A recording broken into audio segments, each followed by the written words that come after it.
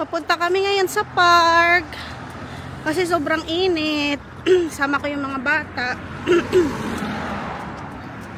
Dapat kahapon pa kami pupunta, kaso lang gloomy kahapon. Kala namin may sun, pero wala, gloomy.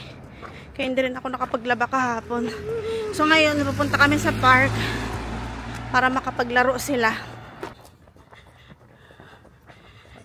Yan, sobrang taas pa ng araw. I think almost 4:30. Pero parang ang dami pa ring tao sa park. Tingnan natin. Hi! Jumping sa Noah. Si Kuya Kirby nandun.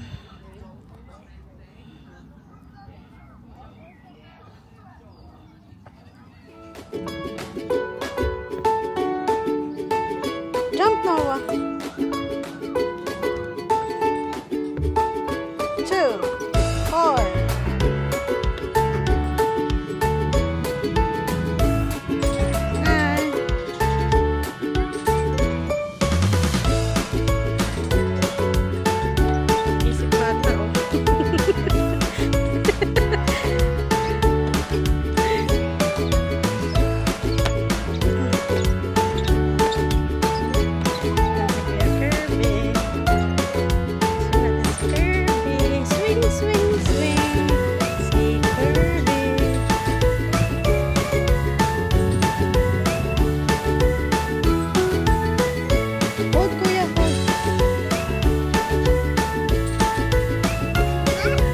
Doon ka sa kapila. Kirby, smile.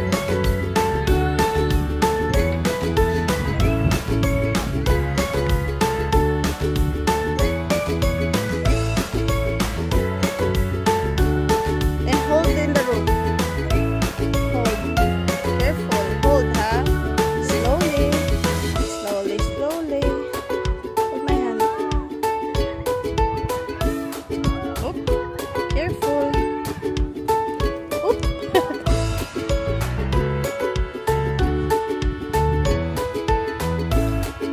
Whee!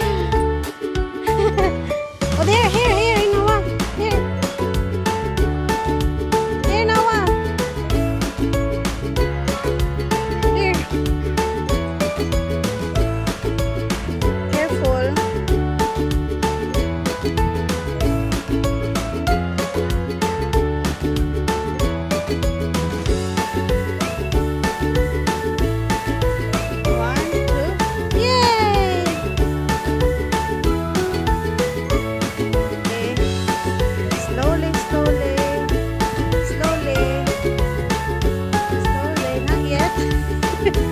Need help? Careful.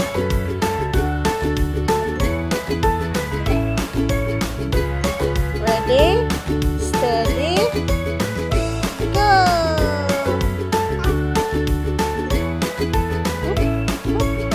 Put your feet in here. Put your feet here.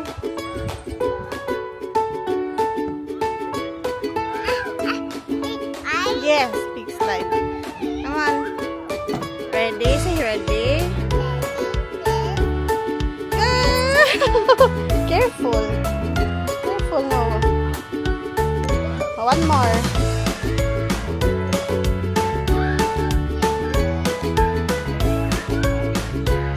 Careful, ha? On the other side.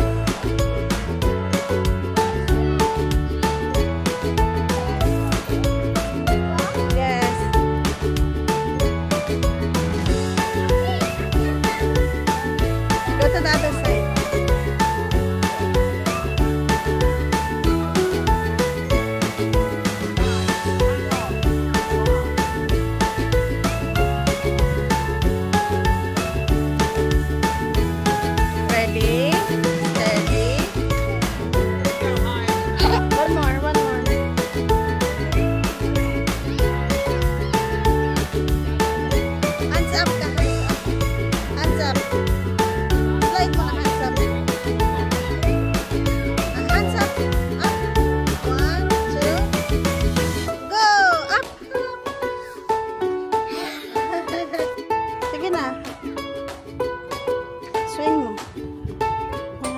Shit. Malamig? Hindi ko alam kung saan lagay yung hoodie ko. Ito sa bag ko. Ano mo na, pitupiin mo na maayos.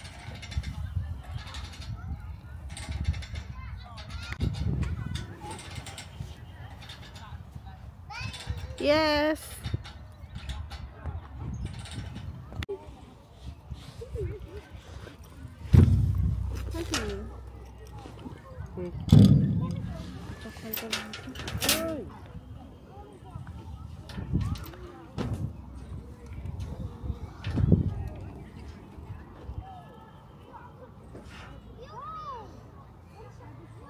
Hindi mo na alam kung malamig ba o mainit. Pag naiinitan, pag nasisilawan ka ng araw, mainit. Pero pag nasa silong ka, malamig. Kasi hindi niya na alam kung susuot niya ba yung hood niya o hindi.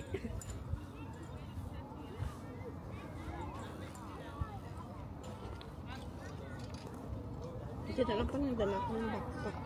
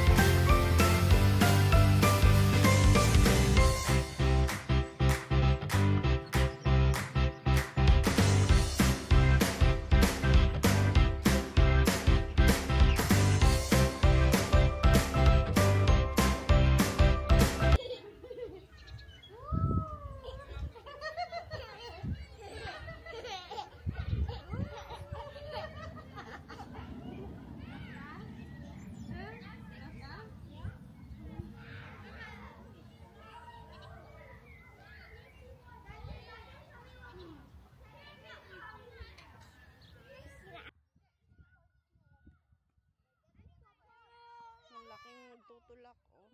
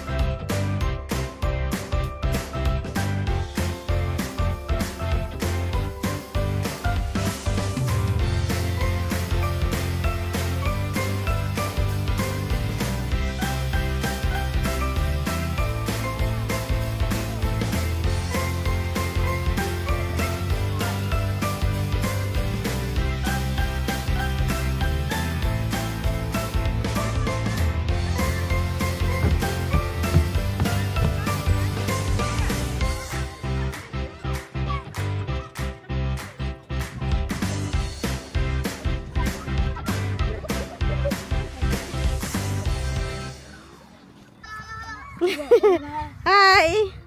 Tawa si hi! Yeah!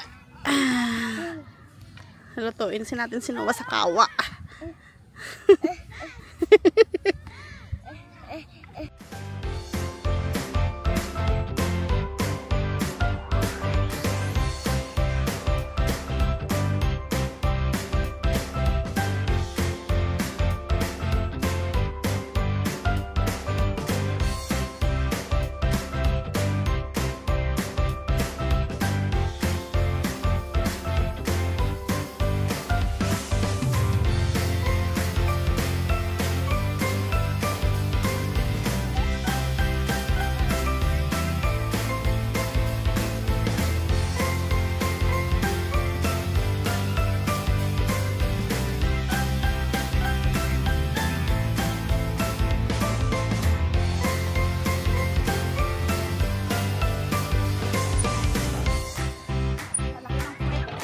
Ah.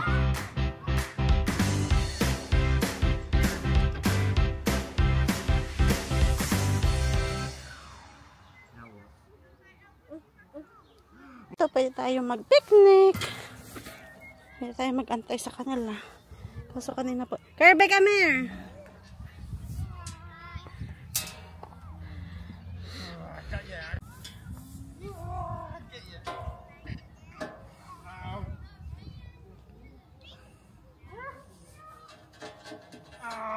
Are you okay? Doon ka, oh.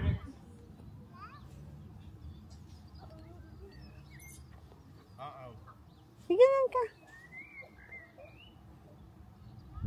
Ready? Go. Go.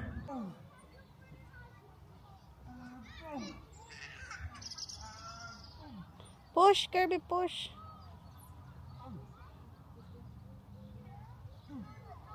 Mama? Wanna go see Mama? Yeah?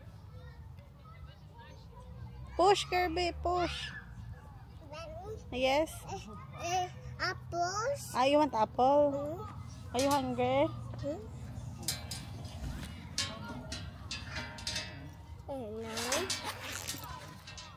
Where's your apple? You want water? Drink water.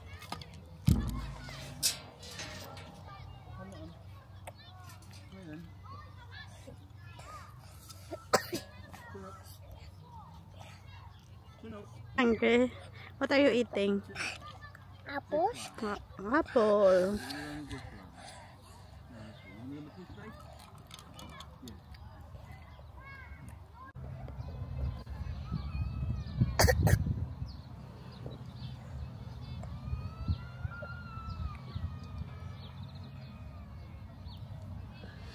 Time check, 5:28. Taas pa rin yung araw. Kaya wala na masyadong bata kasi si uwi na. Want me to go on the big slide? Yeah. Me? Yes. Hey! Nagpunta kami sa shop, bumili kami ng soda and pizza para sa merienda ng mga pagod na bata. Napagod ba or charot-charot lang? Dito kami naman sa sa field para kahit sila maghawak sa akin. Pakita ko sa inyo. Yan. Dito nilalakad yung mga aso. Dito sila nag-exercise.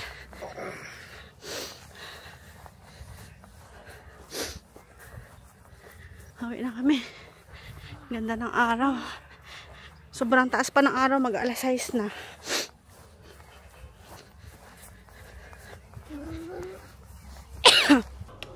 Gabi na, guys.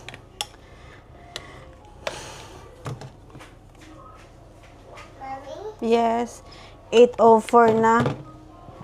Medyo late na si Noel dumating kasi bumili pa siya sa sa shop ng aming dinner. Yung dinner namin tonight, lang kami. Kebab. Kasi minsan nami-miss namin yung yung Mr. Kebab sa Sa Timog, sa West Avenue. Lagi kasi kami pumupunta doon dati. Yes, no. Namimiss namin yung Mr. Kebab sa sa West Avenue. Lagi kasi kami pumupunta doon pag madaling araw. Bumili lang si Noel ng ito siya, oh. Para siyang sausage date sa Polish shop. Ito, ginigrill lang namin. Pero kalasang-kalasa niya si Mr. Kebab. Bumibili lang kami ng pita bread or tortilla wraps. Yan. Tapos, kanin. Sobrang init na kanin. Lalagyan namin ng butter. Tapos, gumagawa lang ako ng white sauce. Lalagyan namin ng butter yung rice. Tapos, lalagyan ng grilled, tomato. Tapos, lalagyan ng white sauce. Yun na, para na siyang Mr. Kebab. So, yung white sauce na ginagawa ko, bumibili lang kami ng Greek yogurt. Halagyan ko ng mayonnaise. Lalagyan ko siya ng garlic, pepper, konting salt, sugar, tapos lemon juice. Tapos, ano ba yung isang nilalagay ko? Wait lang, para nakalimutan ko.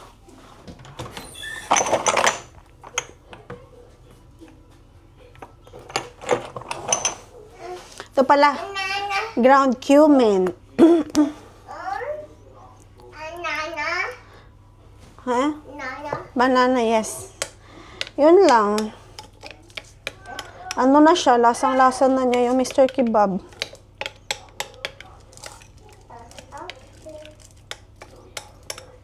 Craving satisfied na.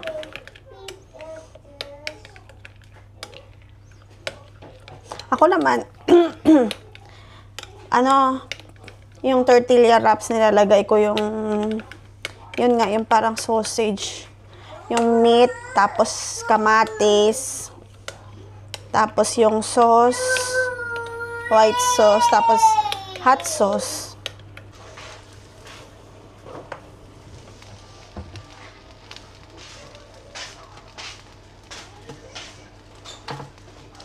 Ito siya, guys.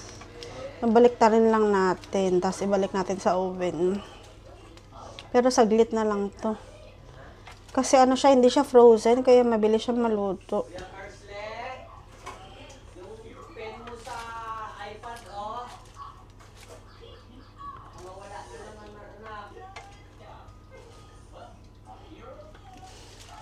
Ang bango-bango niya.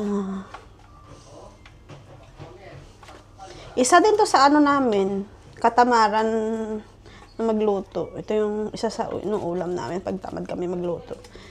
Kasi, ang hirap dito mag-isip ng araw-araw na pang ulam, guys. Actually, busog pa nga ako eh. May pizza kami kanina. And saglit na lang yan siya. Mabalik natin sa oven.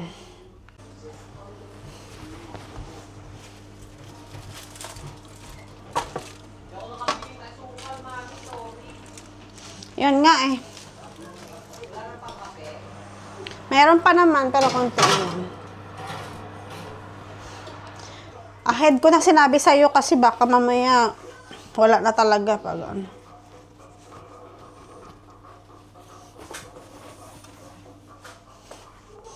Yun lang, guys. Siguro mga 2 minutes or 3 minutes na lang yan kasi luto na siya talaga. Medyo well done na yung kabila. So, ayan, antayin ko lang, tapos hahanguin ko lang. Tapos, manonood muna kami ng Batang Quiapo. Yun na yung every routine namin paggabi. Luto, Batang Quiapo, kain, tulog. Gabi na, guys. Time check. 10:52 na ng gabi. Nakaakit na rin yung mag-ama ko. Natulog na sila. Kasi bukas maaga pa yung pasok ni Noel. So, lagi yan sila nauuna sa akin matulog kasi meron pa akong ginagawa dito sa baba. Kasi hindi ako agad nakakatulog. Parang nasanay na ako matulog ng medyo gabi. Kaya kung ano pa yung pwedeng gawin dito sa baba, ginagawa ko na. Nagpe-prepare na rin ako ng baon ni Noel sa umaga para hindi na ako magigising ng maaga. Kasi before, nung bago pa lang kami dito, gumigising pa ako ng alas 5 para magluto. Prepare ko na siya ng gabi, tapos naka-ready na siya para sa umaga. Siya na lang yung magigising. Almusal, tapos diretso na siya. Kasi pag may pasok, yung mga bata, syempre mahihirapan din ako magising ng 5:30, tapos masyadong maaga para ipiprepare ko sila, 'di ba? So yun na lang yung ginagawa ko, piniprepare ko na sa gabi para gigising na lang ako pag time na ng gising nila, tapos sila naman i-ready ko para sa school. Ayun, magtutupi lang ako ng mga natirang tupiin, tapos nag-edit lang ako ng mga unti-unti para hindi ako mahirapan sa yung buong week. Everyday pag may time ako, nag-edit na ako, tapos dinudugtong-dugtong ko na lang. So ayun, yun na yung gagawin ko ngayon. Magtutupi lang ako ng mga natirang tupiin, tapos mag-i-edit lang, tapos ayun na, baka dito na naman ako matulog sa sala. Parang nasanay na talaga ako matulog dito kasi parang sarap ng tulog. Hindi ako nananaginip. Pag doon kasi sa taas, hindi ko alam bakit ako nananaginip. Ewan ko. Pero okay lang naman. Kasi nung nagagalit, nagtatampo ko. Parang di na daw kami mag-asawa kasi dito na ako natutulog sa baba. Ayun na, see you tomorrow. Bye!